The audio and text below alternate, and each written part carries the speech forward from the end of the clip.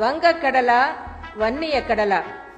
1 கோடி வன்னியர்கள் சித்திரை பெருவிழாவிற்கு அலைக்கடல் என திரண்டு வாரீர் எனவும், கடல் நீரை அள்ள முடியாது, வன்னியரை வெல்ல முடியாது எனவும், நாங்க உரைய விட்டு வாள் எடுத்தா இரத்த ருசி காட்டி வைக்கும் வழக்கம் எங்க குல வழக்கமடா எனவும், சோழர் வம்சம் இது, சோறு போடும் வம்சம் இது, எதிரிகள் யாரும் வந்தால் கூறு போடும் வம்சம் இது என ராமர் அக்னியில் இறங்க சொல்கிறார்.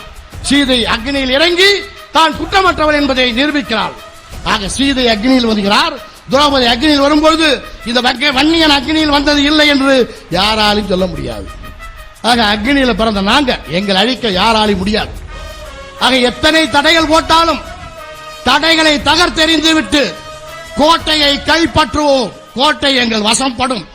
அந்த கோட்டையில் எங்களுடைய மாண்புமிகு சின்னையா அவர்கள் கொடியேற்றுகின்ற காலம் வெகு தொலைவில் இல்லை என்பதை சொல்லி, நாங்களும் வாழ வேண்டும் என்று சொன்னால் நாங்களும் ஆள வேண்டும் என்று ஒவ்வொரு வன்னியினுடைய அதர்மத்தை அழித்து தர்மத்தை நிலைநாட்ட பிறந்தவன் தான் வீர வன்னிய குல